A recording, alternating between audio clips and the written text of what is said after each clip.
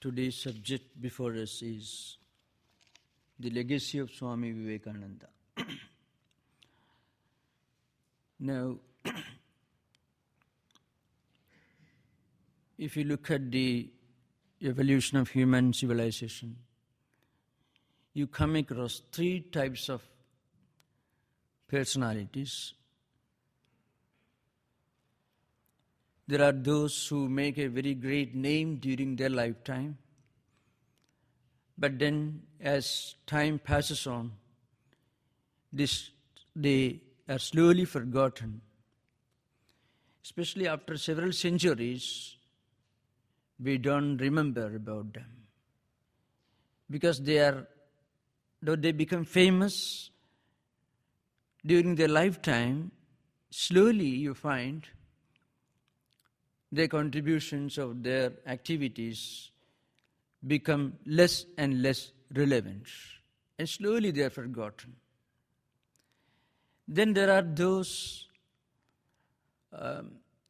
who make a great name, and their contributions or their activities may be remembered for some centuries, maybe for a very long time, but slowly they also become a thing of past.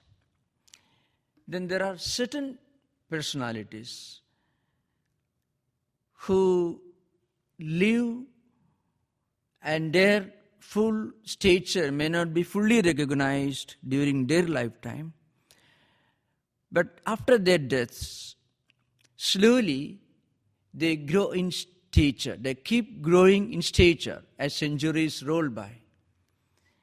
And as time goes on, they grow higher and higher in stature. Their contributions become much more relevant. They are remembered and they live in the memories of millions of people for ages to come. These are the three classifications into which Toynbee, the great historian of the last century, divided the great human personalities the world has produced. Now, spiritual personalities like Buddha, Christ, Shankara, Ramakrishna Paramahamsa, Vivekananda, these great spiritual personalities, they belong to the last category. Sometimes they may not be fully recognized during their lifetime, but after their death, they keep growing in stature, because as human civilization evolves, the relevance and importance of their teachings get more and more recognition, and as a result, they live permanently in the minds of millions of people. In Oriental tradition, from a historical perspective, historians normally draw a vertical line. At the bottom we have Buddha, and at the top we have Ramakrishna and Sri Ramakrishna Paramahamsa and Vivekananda. I am just talking about the Vedantic tradition. This could be found in Judeo-Christian tradition, and also not only in Hebraic but also in the Hellenic tradition. In metaphysical tradition also you find at one end you have got Thales and Socrates, and then at the other end you have Philo and Plotinus, the two great teachers of Neoplatonism, but maybe for a very short period, around 600, 700 years. But in India's spiritual tradition, Vedantic tradition, both spiritual and also metaphysical tradition, this line runs into 24 centuries. Buddha lived in the 6th century BC, and Sri Ramakrishna Paramahamsa and Vivekananda lived in 19th century. And between these two, you have got Shankaracharya, who lived in 8th century. So somewhere Shankara stands in the middle. Now, in India's Oriental Vedantic tradition, this is the straight line which historians draw to give us an idea of the evolution of India's spiritual heritage. To understand Swami Vivekananda, we have to keep in mind the three important factors which constitute the essence of his spiritual and cultural legacy. Sister Nivedita very elaborately describes what she calls the symphony, the music of Swami Vivekananda. We can say the legacy of Swami Vivekananda. The first and most important factor that she mentions is the training which Swami Vivekananda received at the feet of his teacher, Ramakrishna Paramahamsa, who was practically a very traditional person who had imbibed in his personality and teachings the essence of India's nearly 7,000 years of spiritual evolution, without much access to modern education. Swami Vivekananda, on the other hand, was very much a product of modern educational system, modern education as it prevailed in the later half of 19th century.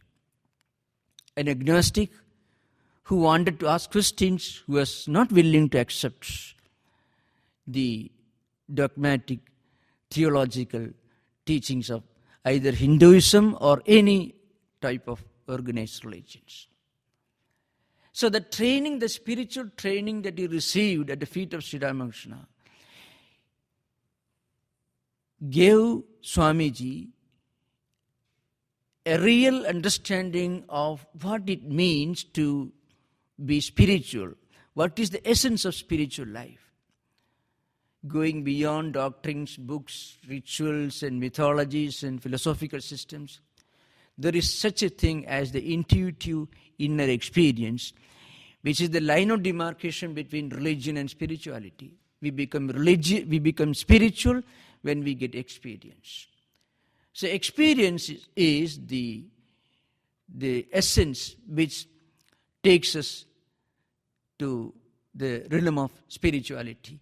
This Swamiji got from his Guru, Ramakrishna Paramahamsa, who comes in the direct line of the great spiritual teachers of ancient India, beginning with the saints and sages who lived maybe 4th century BC.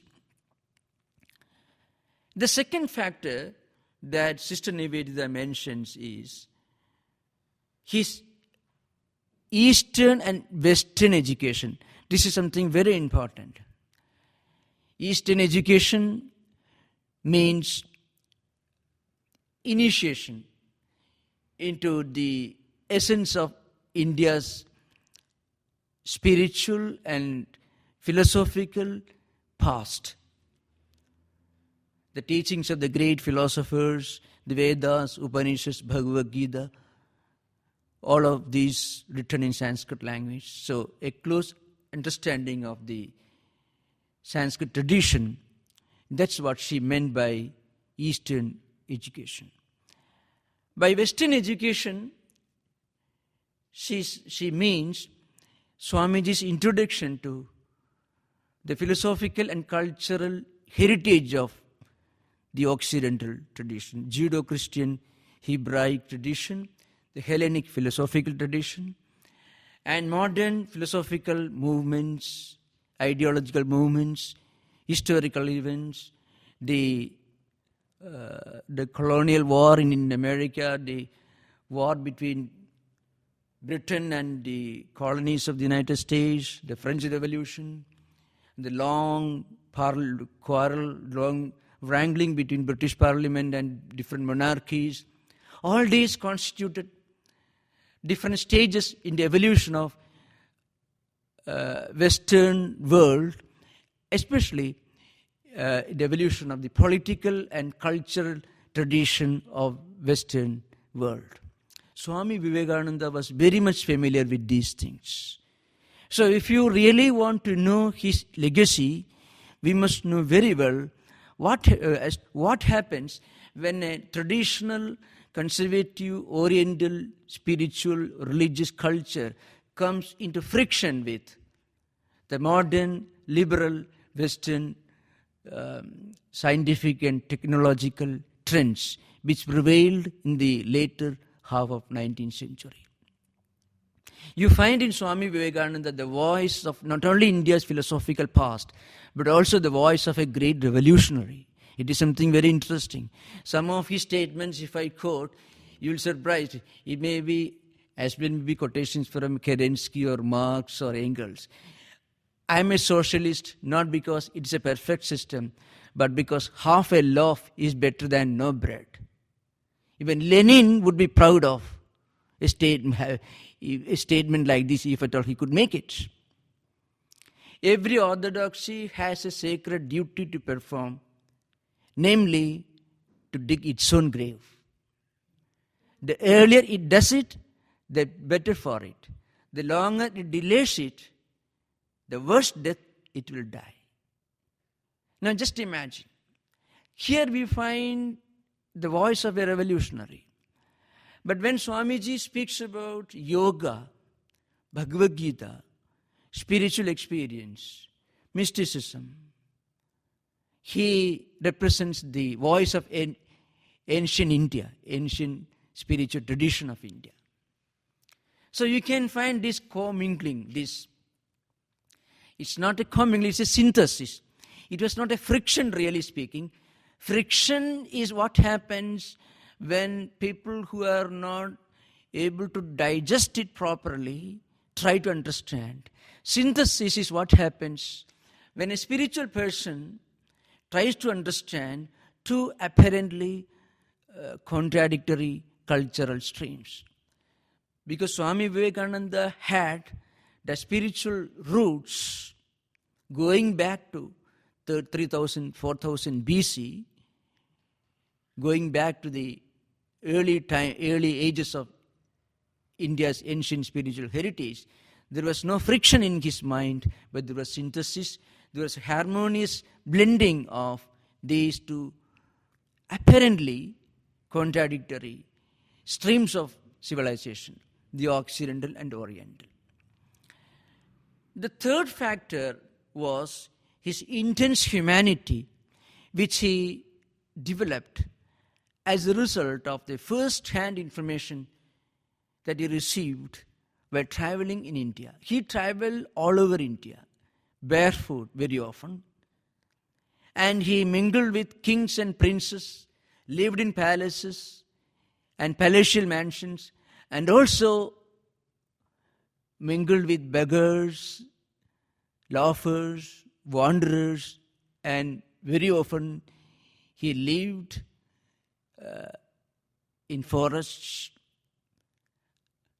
So under the broad sky, there was no home. He didn't know when he will get the next meal one day. Next day, perhaps he would be the guest of a rich village chieftain.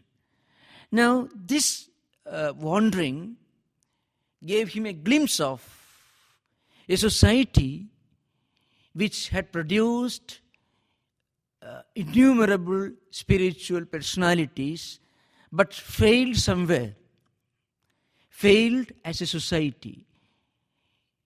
India's greatness was that India produced great spiritual saints and sages.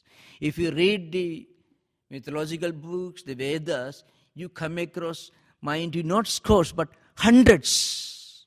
If you read Mahabharata, maybe thousands of saints and sages like St. Francis of Assisi, St. Teresa of Avila. You come across, not mind you, not hundreds, perhaps thousands of them in the Mahabharata, which incidentally is a work which has got more than 100,000 verses in its shortest version. In largest version, it has got 145,000 verses, which is almost 7 times as big as Homer's Iliad, Odyssey, and Virgil's Aeneid put together. The great Latin classic and also the two great ancient Greek classics put together and multiply 7 times. That is Mahabharata. That is one of the several hundreds of books which contain stories of saints and sages of ancient India. So this is the spiritual tradition. But then Swamiji also discovered such a society has made some mistake somewhere at some point of time. He neglected an equally important responsibility of looking after its common people. Neglected the education of the masses, allowed many social injustices to creep into the social fabric like casteism, untouchability, and so on. And too much of obsession with metaphysics resulted in the impoverishment of the common man in the streets. So you find in Swamiji a great humanist also.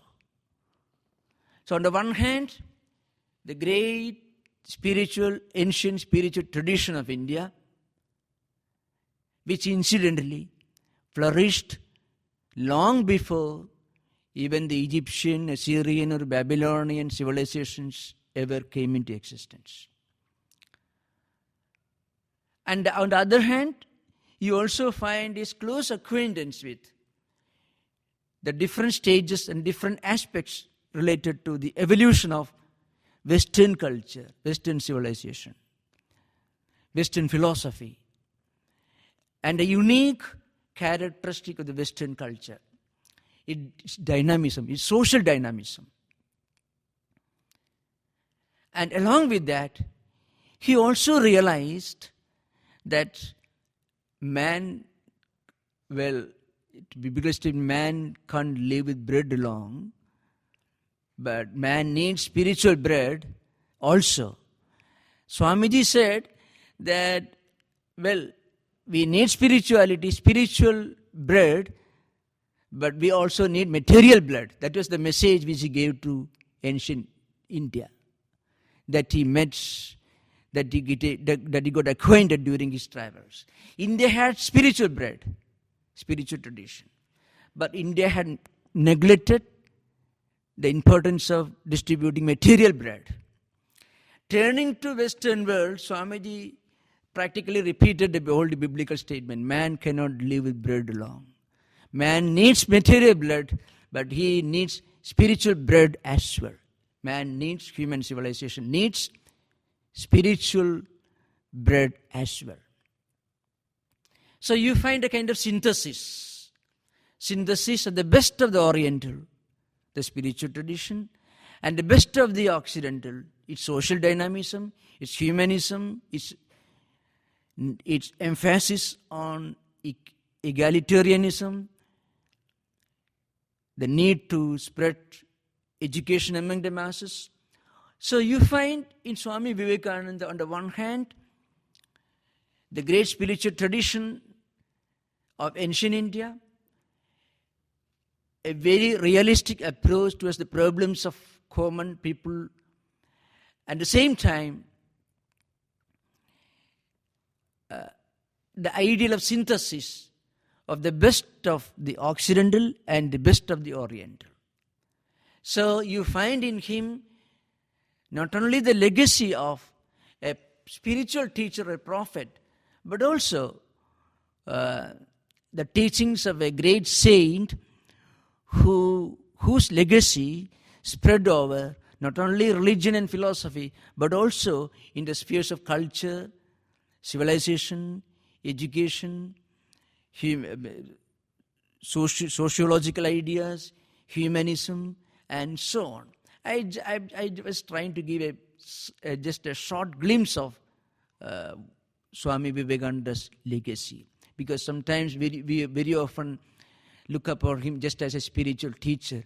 Unfortunately, if you read the philosophical classics written in 20th century, you don't find much place given to Swami Vivekananda, because that's because very often people look upon him as a theologian or a prophet, which according to Western intellectual tradition or academic tradition, unfortunately, is a lower place. So, in reality, his legacy is spread over so many spheres of human activities. Now, I have given the background. Now, to understand Swamiji's spiritual and cultural and sociological legacy, we have to go back to 19th century, we had to get an idea of the background which produced Swami Vivekananda, because every great teacher, spiritual teacher, is a combination of his past and also his own times. Because what a prophet, what a spiritual personality does is to bring forth the best from the past, to reinterpret it into contemporary language, to suit the needs and demands of his times, and then hand over to the next generation. This is the function of a great prophet.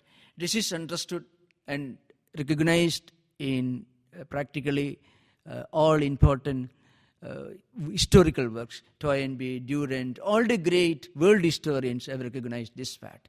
What a prophet does, or how he creates his legacy, is by bringing forth the best from the past, reinterpreting that legacy to suit the demands and needs of his times, and then to hand over to the next generation. Now, as I said, Swami Vivekananda was born in the year 1863 and passed away in 1902. A brief lifespan of 39 years. When he was going to school, as I said, there were many problems for religion and spirituality. 19th century was a very crucial period for the very idea of religion, the very idea of anything transcendental. There were just a few minor groups functioning, like the Transcendentalists in America, or the Unitarian Universalists, Theosophists in America, Europe, in some places, not everywhere, mostly in Britain, and also in India. There were just a few cults who were trying to defend the place of religion in modern society. But apart from that, with the emergence of Marx and Engels, with the emergence of Darwinian theory of evolution, and with the popularity of new philosophical trends like the positivism, and also a tendency to become obsessed with science and technology, have created a very bad atmosphere for religion to survive. Modern thinkers ask the question, why should there be an all-merciful God who is not able to save people living in this cruel world?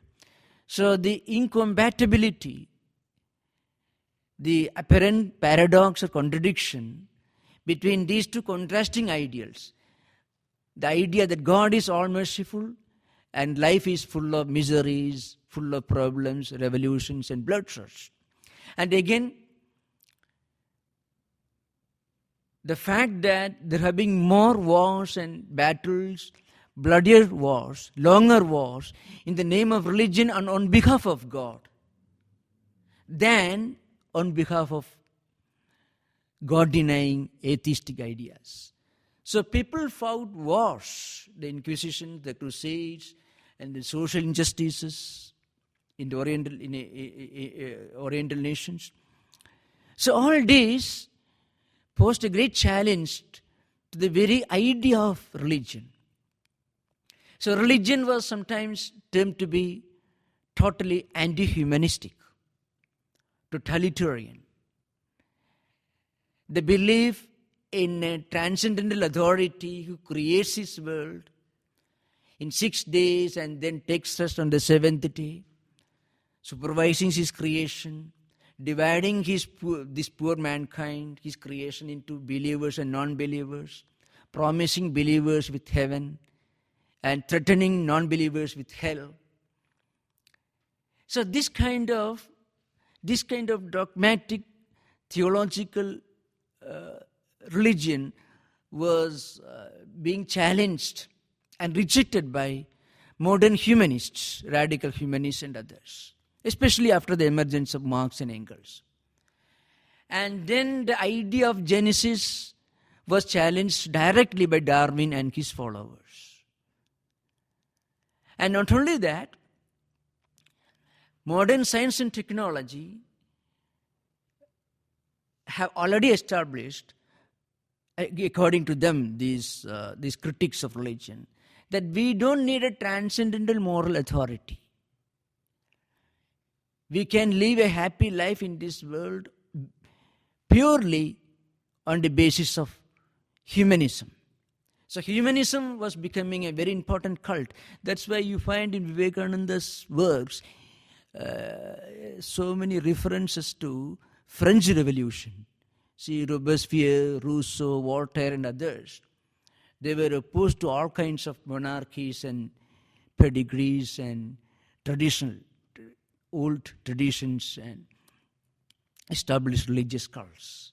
So they believed that we don't need a god or a church or a temple or a puja, worship or prayer or anything. If religion has caused inquisitions and crusades, casteism and untouchability, wars in the name of God and on behalf of religion, then that religion is so divisive. So it's better for human beings to come together and establish an order purely based on humanism. This was the new belief that was challenging the claims of organized religions in the 19th century. Now, in this atmosphere, Swami Vivekananda came and he gave a new definition to religion. His greatest legacy was he saved religion from an unnatural death, because he defined religion, he described and interpreted religion in a totally different language. In a language which even atheists cannot possibly reject. He said, religion has nothing to do with priestcraft, temples, churches, belief in holy books or anything. He said, he didn't mean that they are wrong or they are to be rejected. What he meant was, religion in its highest, purest and most sublime form goes beyond all this. Religion need not necessarily opposed, but goes beyond all this. Pure religion is real experience. So religion is spirituality, religion is a manifestation of divinity already in man. You find such religion is universal, spiritual, humanism. Such ideas you find in Vivekananda's works. Now, religion is experience, he says. Now, one of his greatest contribution, which I would call is a paradigm change in this religious thought, that he divided human spiritual aspiration into 4 stages. At the grossest level, you may call it the primary school level or kindergarten level. We go to temples, churches, mosques, we worship, we pray, we believe holy books, we perform certain rituals. Swamiji said, all right, but this is not the end of religion, this is only the beginning. You have to go to kindergarten. You have to start your education at some stage, maybe primary school. But you won't like to stay in the kindergarten throughout your life. So Swamiji said, beyond this, there is, beyond all this, kindergarten in a way includes not only rituals, but also philosophy and belief in mythological stories. Because if you really interpret religion in terms of rituals and mythologies, there can be no end to war in the name of religion. Because every religion is different from every other religion if it is interpreted in terms of cultural, anthropological or geographical factors. Because every religious tradition contains in it the secondary aspects, not the universal experience dimension, but the secondary aspects related to variation in geography, culture, society, and so on. So, mythology and rituals belong to the secondary level, the primary level, the kindergarten level.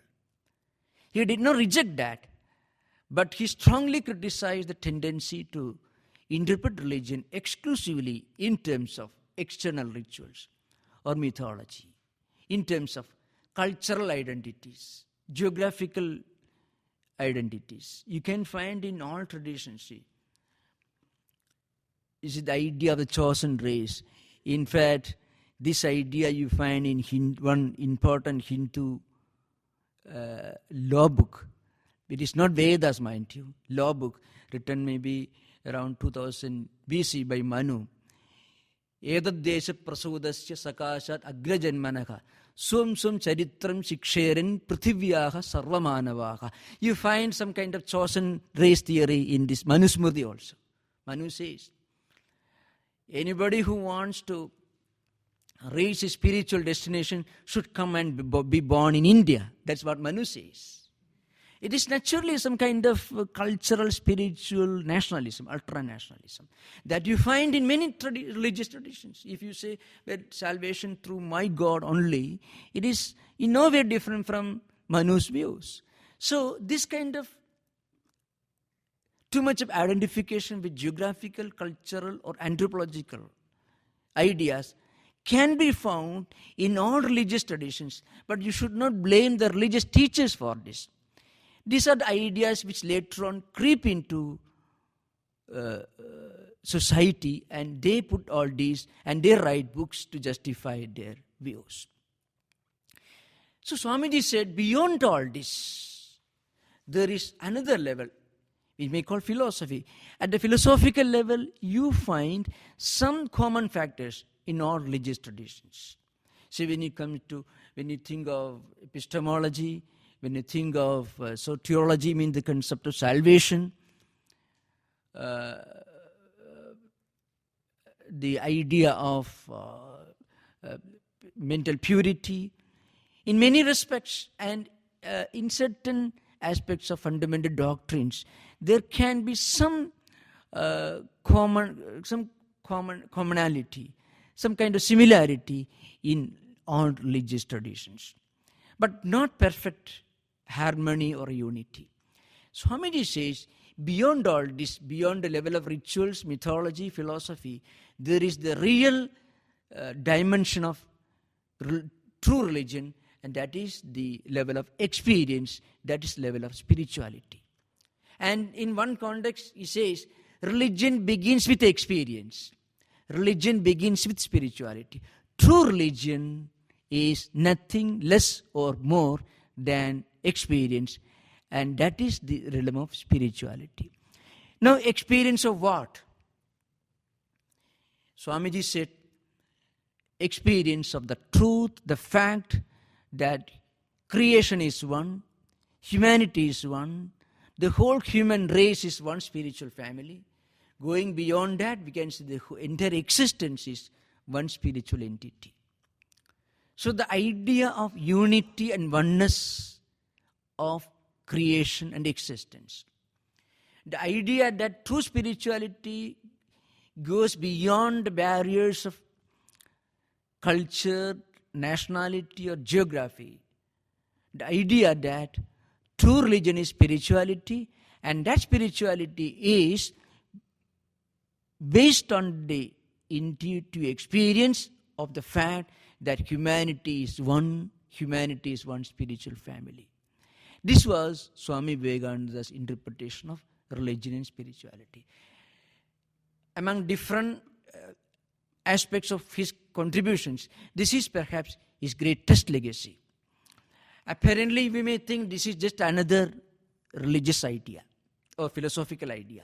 It is far from it. Ever since Swami Vivekananda's advent on the scene of world culture, you find a slow change, a movement from narrow, dogmatic, rigid views towards a more universal and humanistic interpretation of religion. Deliberately or otherwise. It may not be always a conscious statement. Because today, I don't think any civilized, cultured audience will tolerate if somebody, I'm not talking about programs going on in individual religious centers. No civilized or cultured audience will tolerate if somebody tells them, by my God is the only God, all other gods are devils, and those who do not belong to my religion, our religion, are all heading towards hell. This idea may be still prevalent in some quarters, but there is also another idea, that is, this dogmatism is wrong. We have to get out of this dogmatism. That view is getting more and more accepted among the civilized, educationally and culturally more advanced circles. This is perhaps one of the after effects of that first Parliament of Religion that was held in 1893, which was organized as a part of Columbian Expositions. It was in this Parliament of Religion 1893 that Swami Vivekananda gave this new interpretation of religion as spirituality, religion as universal humanism, religion as a way of looking at the whole world as one spiritual family. So this is a kind of paradigm change in the history of religious thought. Paradigm change is often used in the context of science and technology. The term became popular because a famous, well-known professor of Berkeley University used that term in a well-known book that was published in 1962. That is the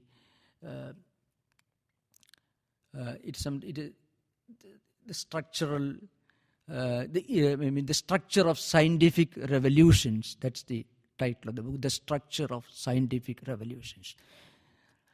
Professor Thomas Kuhn published this book, and he of course, this term was used in the context of discoveries in modern science, kind of radical change, a new approach, the emergence of a new approach in scientific discoveries. But we can use that term in this context because right from Swami Vivekananda's advent, there is a trend towards opening the doors and windows, towards accommodating others' views as equally valid and acceptable. This is one of the most important legacy of Swami Vivekananda. Again, I mentioned earlier the synthesis. You find before Vivekananda, many teachers had come from the Orient, including India, but they all came to the Western world more or less as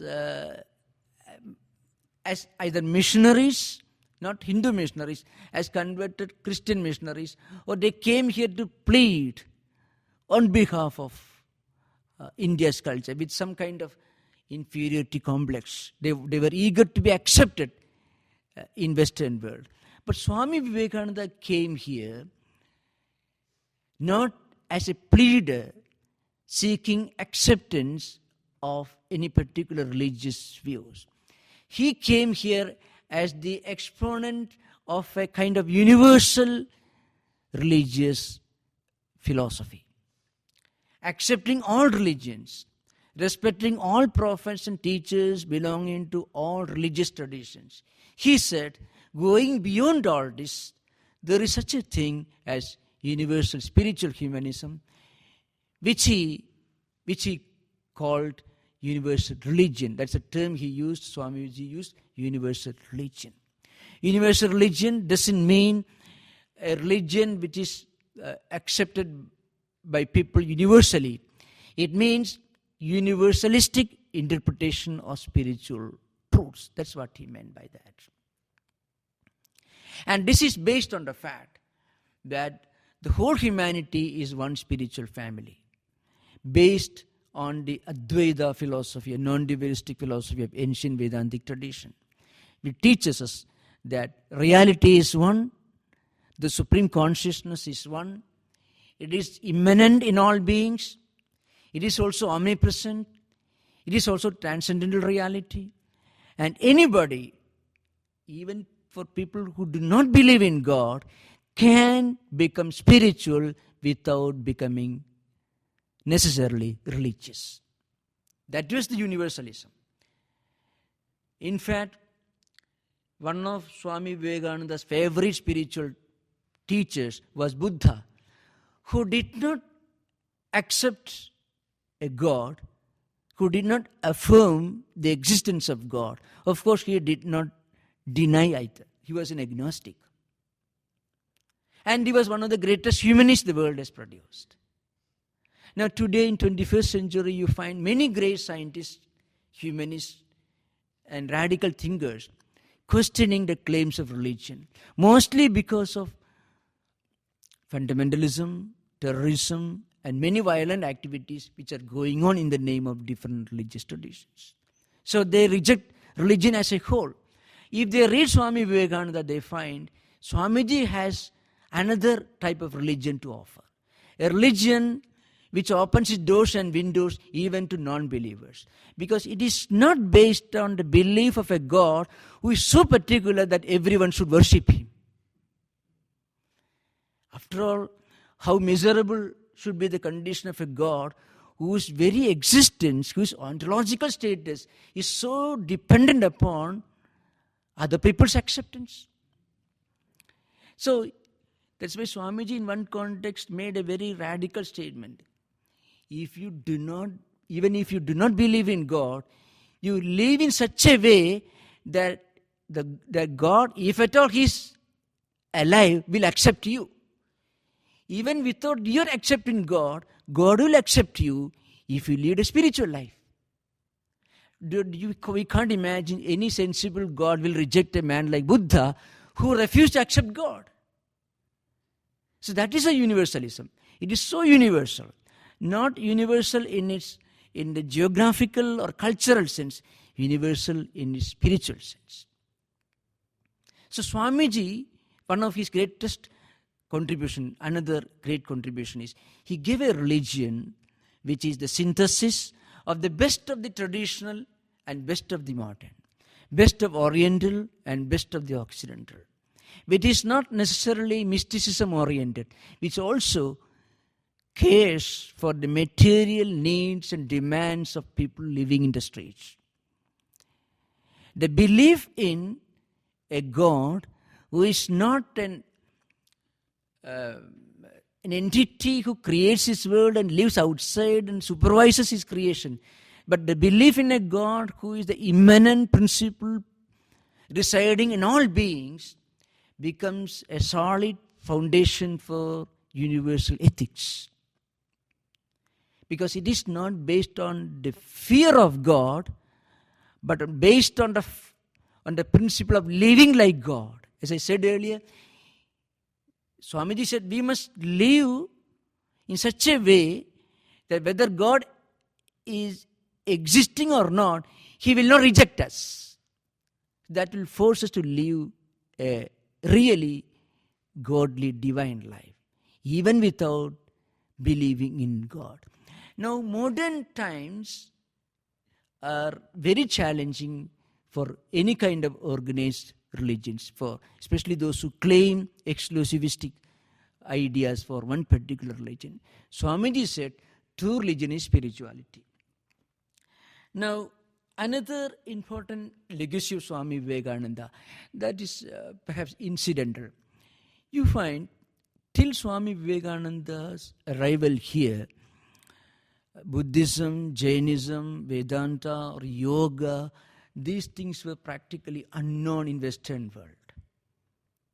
This is a very important contribution which we can see when we look around, when we walk in the streets of this country, the innumerable yoga studios, meditation centers, and Zen Buddhism, the popularity of different Oriental religious, spiritual, and cultural movements. All these started with the Parliament of Religion, just imagine. Because that was the first time when Western intellectuals got the idea that there is something really great and grand and wonderful in the Oriental world. Before that, there was no real link between the Western especially America, world and Oriental countries. In Europe, of course, Upanishads were translated by Duperov in 1801. 50 Upanishads were translated from the Persian translation into Latin, and it influenced German thinkers like Schopenhauer, and later theosophical movements, American transcendentalists, Unitarian Universalists, naturalists, even George Santayana and others who came later, of course. They were highly influenced by this Oriental tradition. But the idea of yoga, the idea of meditation, the idea of Oriental transcendental wisdom got acceptance with the advent of Swami Vivekananda. Buddhism was not directly brought by Swami Vivekananda. In fact, the Parliament of Religion, which Swamiji attended, was also attended by great Buddhist missionaries like Dharmapala and others. But that it could not make such an impact. Swamiji was not only a prophet of Hinduism or a champion of Hinduism or a representative of Hinduism.